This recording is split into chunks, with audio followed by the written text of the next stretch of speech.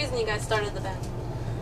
Well, I'm just a big fan of music. I've been playing music since I was, God knows how long. I'm 30 years old now, and I started this band when I was about 19 years old, and kind of make it a long story short, moved out to California, started playing in this band around 19, and you know, we've been kind of together for the last 11 years. Just released our new record, Welcome the Night, this past year, which is actually our 5th full-length album. And yeah, it's kind of, I don't really know how to answer that question. I mean, just a fan of music, you know. I mean, I love writing songs, love playing music. Okay. Where was your first, gig band? And how many people did it go? I think our first show we ever played, I was, we played, I mean, our early tours were basically just self-booked tours, us just getting out in the van and playing in any basement, VFW hall, any place we could get. You know, I remember probably one of the best memories I have of like early shows we booked ourselves is we were on tour and we booked a tour to head out to Canada, and we had like 2 shows booked opening for a larger band in Canada, and we were just booking all the shows on the way out there ourselves. And we played in the basement of this bagel shop in Albuquerque, New Mexico. And there were like 5 people paid, and basically you got paid in like $1 a person and then a bag of day-old bagels. And that was like one of those stories that always sits with me. It's kind of a lot like today, actually. Just kind of similar thing, you know. Just no sarcasm, cool. You know. The song "Boys of Summer." What was your inspiration to remake that? My grandmother.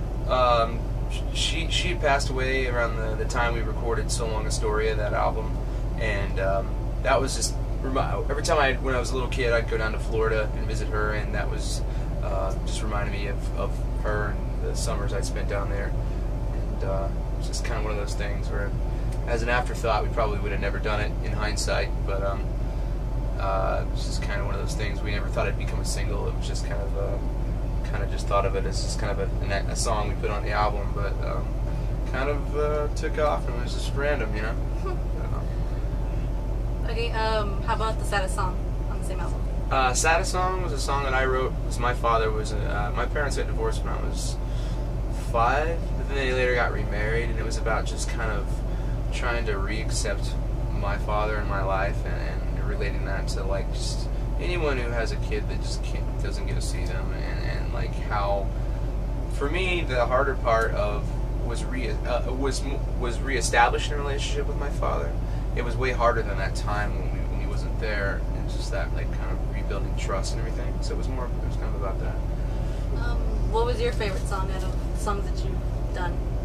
And why? I'm particularly fond of our new record, Welcome the Night, a lot, because I just feel that lyrically speaking, it's the most, just the best, most personal stories I've ever written, and I just think that it's probably as a whole, it was like a collective effort from everybody in the band. Like previously in the band, like early on when we started, it wasn't ever like that, and now it's like everybody is creating together as a unit, and I think that's really important.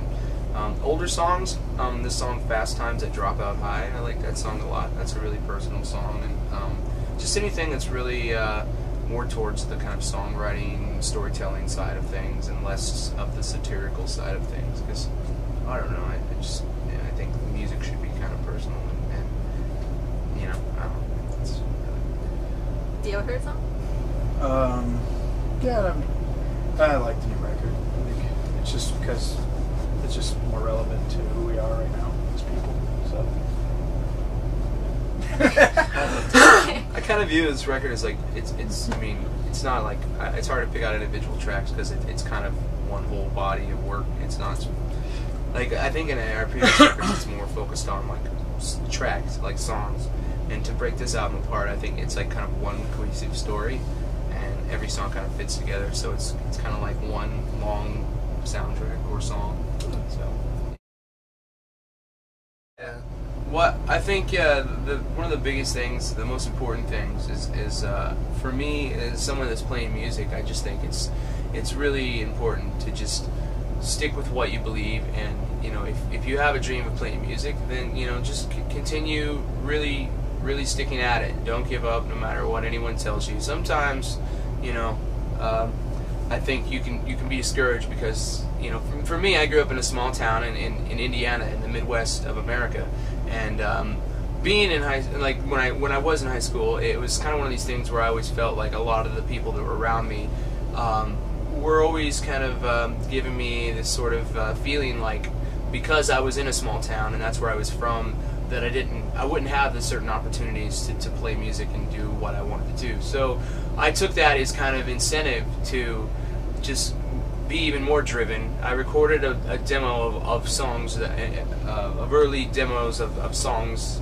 just a crappy little recording that I had, and I would give it to any band I would go see. So my advice is, make a recording of, if you play music, make a recording of your best couple songs that you have, and then just go see shows and give it to people that you would see at the shows. And from there, I would think that you know, if you have drive and good songs, I think people will listen to it, and because everyone is born with the same opportunities, I think that's really important. And yeah, and just, you know, don't be a dummy and drop out of high school like me, because if you don't end up playing music and doing what you want to do, at least you'll have something good to strive for. That's something that I'm not proud of, and even though we were able to do what we want, there's definitely times in my life where that's something that I think is important. It's definitely important to have an education. Your opinion?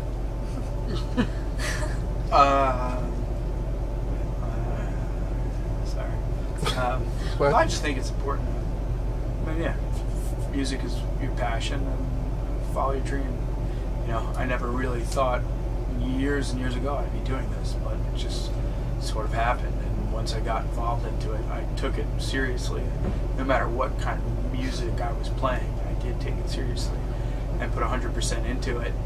And that really, it wound up getting me results. So it depends what kind of results you want, but even if it's just playing locally at some shows, that was success to me in itself. And I don't know, I think in terms of just being a band, I think it's something that takes time, and it's not something, if you're playing in a band, that you should expect it's going to happen overnight. I think, you know, it takes a while to really find your niche in music and to really create something that truly feels like it's yours. I think, I don't know, just don't listen to anybody, and they kind of laugh at you and think it's a hobby or a joke, because you know, you might be having the last laugh someday.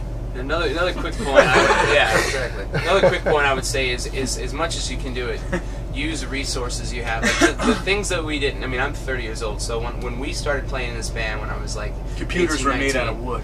No. I mean, we didn't have the resources of like all the computer recording technologies. Like, you know, there's things like GarageBand where you can, you know, use that program, or other computer recording programs such as Pro Tools. Learn those programs and really utilize them. And then there are other ways to promote your band online. There's, like, you know, obviously MySpace, there's Pure Volume, there's all these other good music websites out there. So when you do have a few songs, just focus on getting 3 or 4 really good songs sounding as good as you can make them, and then, you know, start exploiting them and get them online, and you know, make a website for your band. And I think that's one thing that people playing music today that are just starting out really have, that we didn't have, that a lot. And then, you know, once you start playing some shows locally, you know, talk to friends that you know that play music, and you know, play at some coffee houses and some, you know, VFW halls and basements and any local all ages clubs, and really focus on playing locally. And then eventually, you know, you can maybe work your way out to play, you know, beyond that. But, you know, start small and just work your way up. That's really important. Got it. Thank you, guys. Yeah, Thank you.